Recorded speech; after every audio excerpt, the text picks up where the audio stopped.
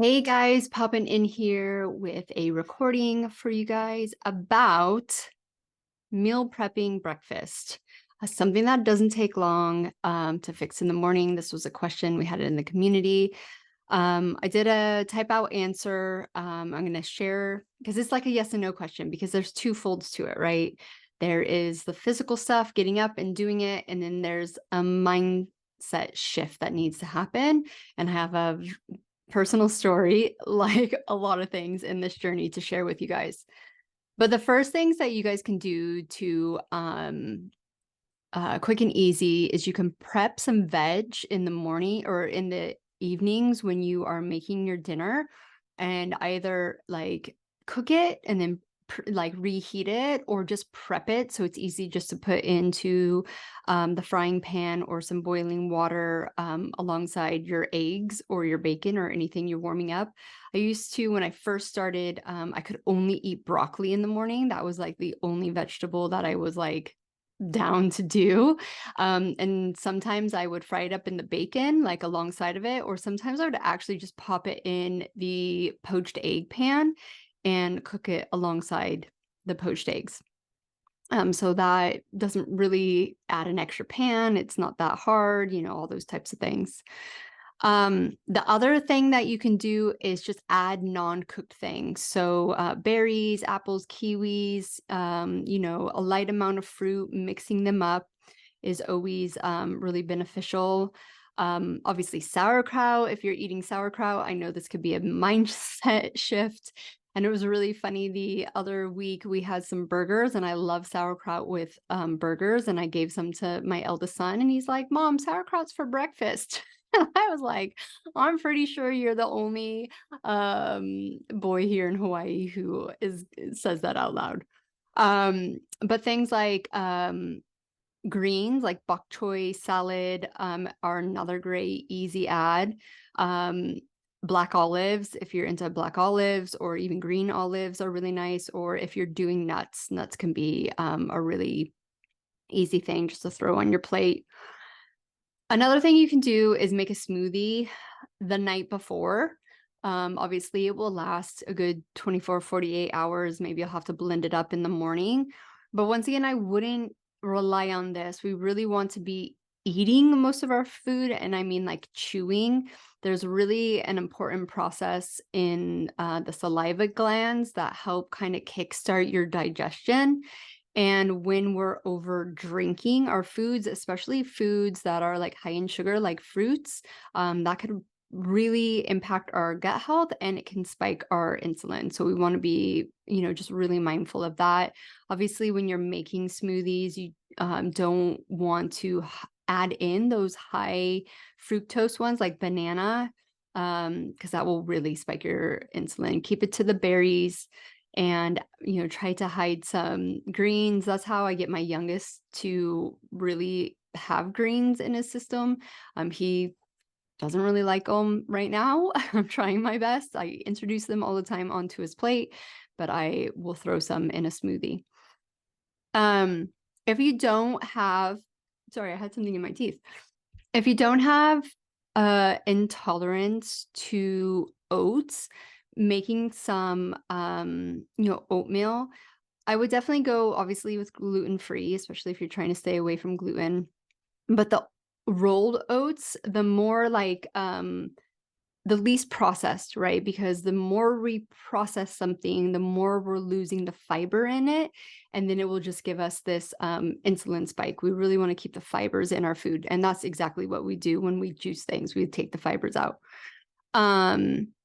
And you can make a batch. And with my boys, I actually make a bigger batch where I can have leftovers for in like 2 or 3 days. And then I can just heat it up, so it makes it a little bit quicker. But you can even do this at night when you're in the kitchen already making a mess. Make yourself some porridge, put it in the refrigerator, and just heat it up in the morning. I add cinnamon, vanilla extract, butter/ghee, and a little bit of honey for taste. Also, berries go really good with this. Okay, so those are some simple hacks, but the mindset is going to be the missing piece and really important for you guys to get into. So my journey, obviously, I had to change up my diet massively, and breakfast was one of those things that I had to rethink, redo, right? I used to slam toast down in my car as I'm driving to work, or if I had extra time, I would sit down and have a bowl of cereal. That was breakfast for at least 5 days a week. Obviously, digestion wise, this was awful. Nutrition wise, lacking nothing, zero, maybe some fortified stuff. And it was massively wrecking my gut health. So when I started working with my coach, this was a huge thing. You know, we now know, we emphasize that if you are going to sit down to the meal to your best ability, let's maximize this, because not only well, the main reason is we are getting the nutrients that our body needs to run. And for a lot of us, we are in, survival mode. Our gut health is really poor. So we actually need to really help that. And diet is one of the best ways to do that. So I remember getting up 15 minutes early. That was my goal, to get out of bed so I had enough time to make my very simple breakfast. At that time, I wasn't doing grated veg brekkie. I wasn't doing anything that you see in the meal plan. Like I said, it was broccoli, poached eggs, and either steak, bacon.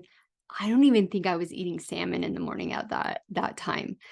And my husband wasn't doing this with me. I was doing this on my own. He always says, at that time, he was like, I can't eat breakfast in the morning. It makes me feel sick. Like, even though his sperm was fine and he was high functioning and stuff, like in hindsight, he had a lot of things going on too that just by some simple diet changes radically changed for him. So this particular morning, I mean, this is like a movie in my head. Like, visualization isn't one of my strong like spidey senses, like feeling is for me. But this, it literally plays out in a movie in my head. We were living in York, England. We had bought our first home. We had finished redoing it. Words lost my brain. Remodeling the house. And I was sat with steak, organic steak, poached eggs, and some broccoli. And I was pissed. Like, I was so mad that I was in this situation and that I had to go through all this to get something that I watched everyone around me get so easily. I remember the sun coming in. I remember the light. And I literally just started laughing out loud at myself. And whether it was my higher self or maybe even my ego, I don't know. But I was like, this is ridiculous. You're really pissed off about this? Okay, yeah, does it suck? Of course it does. But you are in this beautiful home. The sun is shining through. You can afford the food in front of you. You have the ability, like physical ability, to get up and make yourself breakfast, make yourself this meal. You now have a piece of knowledge that there is potentially something that you can do. Right? I didn't know the evidence wasn't there yet. I was creating the evidence, but there's a little bit of hope. And you're sat here mad? And so that was the first kind of big mindset shift for me, that I realized then and there, if I kept going with the mindset that this sucked, why is me, victim mode, this is too hard, I'm too tired, all that kind of made up stuff in my head, other than maybe the tiredness, but that this journey, like this part of this journey, I was not going to be able to complete because I would have given up, because there was so much kind of, I don't really like using these terms, but like the lower vibration feelings, the anger, the sadness, the victim mode, the wise me. So I took it then to start trying my hardest to change the way I thought and spoke about my situation, and bring in the feeling of abundance that I already had. It was already there. You know, if you're sitting here listening to this podcast, you have access to resources that many don't. You have access to this knowledge and you can start moving through doing this, right? Or if you're in this community because you'll watch this first. That is something to really hold on to, grab, and switch up that mindset of like, yeah, I am in abundance here. And you're living in two realities, right? You're living in the reality that you are dealing with fertility issues. Yes. But we're also going to live in the reality that there is an abundance of things that you can do to shift out of that reality you don't want to be in. Okay. So when you feel like you're struggling, and there's some days you are going to struggle, and we're just going to accept that and just be like, okay, this is the day I don't have the time. Or if you wake up late, you don't stick to that commitment, you're just going to keep telling yourself, I'm going to do it tomorrow. I'm going to wake up early. You're going to keep tapping into that mindset that you are abundant, that you have the strength to do the hard things that you're going to have to do to get to your ultimate dreams. Okay, get to that ultimate goal, create that dream family. And I want to point out too that mindset and subconscious beliefs are two different things. And we don't want to stay in fake it till you make it or positive, toxicity, stuff like that, or toxic positivity. We want to get the mindset, watch our default energy, watch where we're going. And if we can't make a simple change, that we're going to choose to feel abundant and wake up 15 minutes early and commit to a nutritious breakfast 80% of the time. If you can't sit in that easily, then you got to go into the subconscious beliefs. Okay, what's going on? Why do I keep replaying this victim mode mentality again and again and again? I know I don't want to be there anymore. And that's when you have to dig into the subconscious belief part. So I do believe mindset and energetics, subconscious mind, are completely two different games.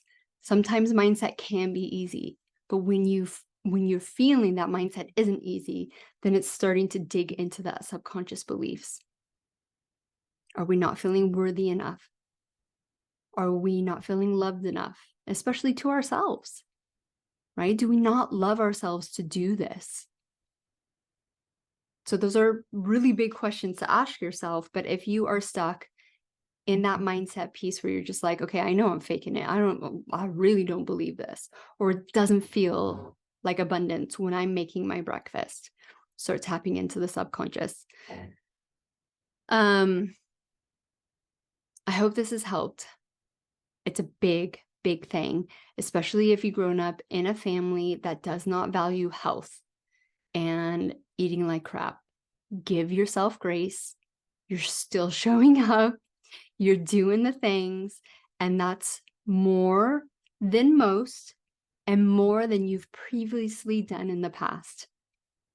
So even if you can look at that growth that you've done and gone, wow, a year ago, I didn't even think like this. Okay, maybe am I still acting a little bit like I was acting a year ago? Yes, but I have this mindset that I did not have last year. That's huge growth. That's what's going to get you to your ultimate goal, and you just consistently walk that. Okay? All right. Have a beautiful week, and we will see you guys next time.